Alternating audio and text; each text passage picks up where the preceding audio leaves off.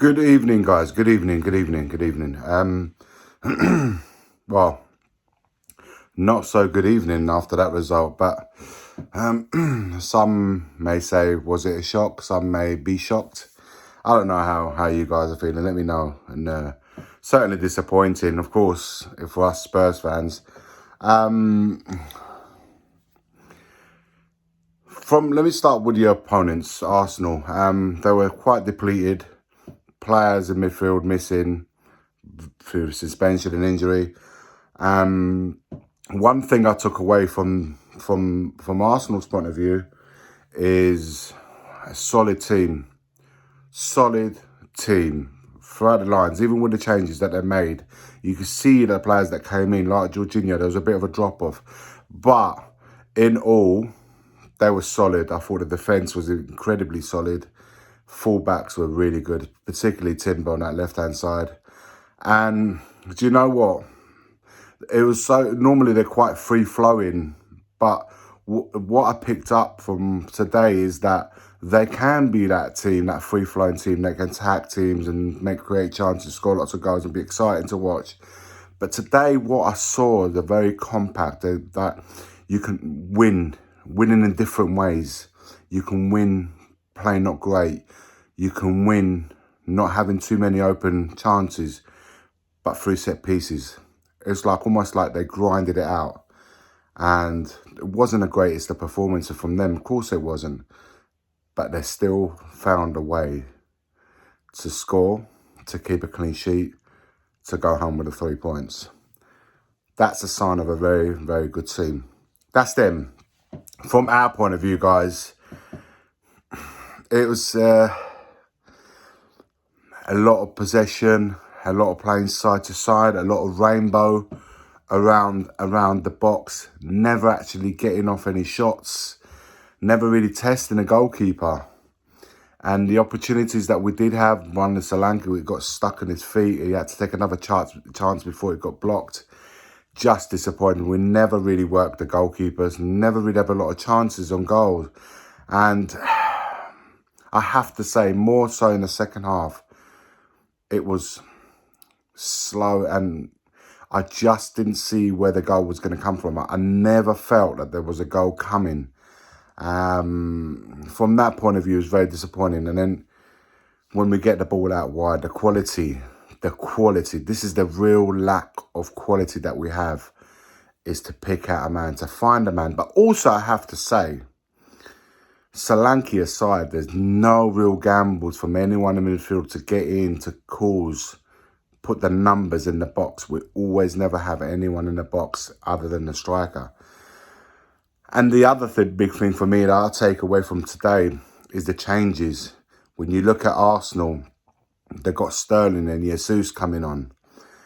And we've got Werner, man. That was our first sort of change with Werner and Sarr. And you just think to yourself, well, Werner was the first one. That was, you know what, we spoke about this in the summer when we signed him. And we said, everyone will be like, what are we losing our heads for? He's not going to be a first-team starter. He's going to be someone that can come on and be an impact player from the bench. Okay, where was that impact? Where was that impact that we certainly all hoped for? He was the first sub today to come on.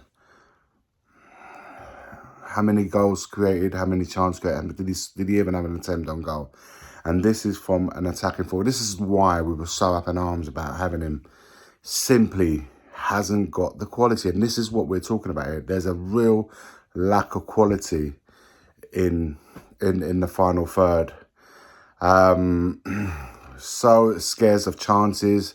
We just don't look like we're going to score. And as always, when we have that going on, we're always going to concede chances. And the most disappointing thing about today's chance, although we was giving away quite a bit of chances and Verkaria did make some saves, disappointing again to concede from a corner, which means that as soon as we play a half a decent team that's good in set pieces, we will get punished. And today, Arsenal are that team that are good with set pieces. They've got the players that can attack the headers. And the biggest threat was left unmarked in the 6-yard box. The keeper didn't come out to collect. Romero left his man completely unmarked to get a free header in. That's that hurts. When you see things like not rectifying the issues that we had last season, to see it again. Yes, whilst we've been better, but who we've been better against?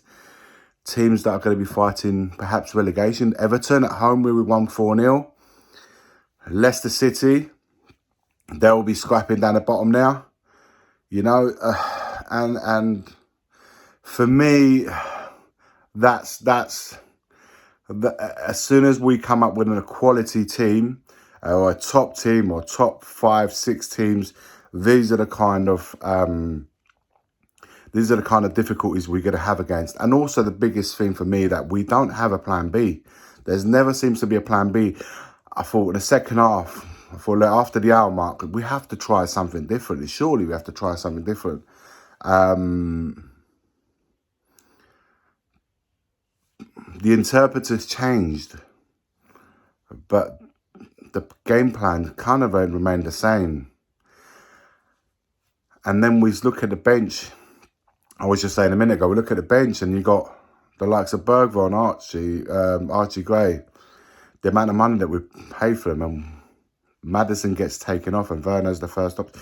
Bergville should have been the like-for-like change if you're going to make that for Maddison. Put the creativity on, or someone is going to take a few gambles.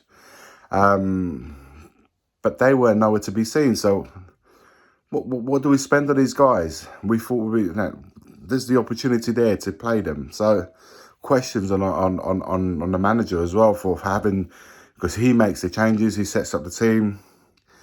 And we didn't see anything different again against a team that I felt perhaps today, out of all days, would have been there for the taking. And that's the disappointment, the lack of quality in that final third. Conceding again from goals that we've conceded against the top teams in set pieces. And that isn't likely to get addressed. It won't likely to be addressed, and therefore we're going to see that more often. And lastly, I want to end with this. The manager saying that we can win the league, why not? And sometimes the best opportunity, just stay quiet, play the game, and then once you get the result, then perhaps you can talk and flex as much as you want. This team right here is not winning the league because we're simply not capable of putting away the teams that need to be put away when you have the opportunity to put them away. Just going to end up there because it's just disappointing, and yeah, and we're becoming far too used to these disappointments in the North London derby. As always, forever always, come on you Spurs.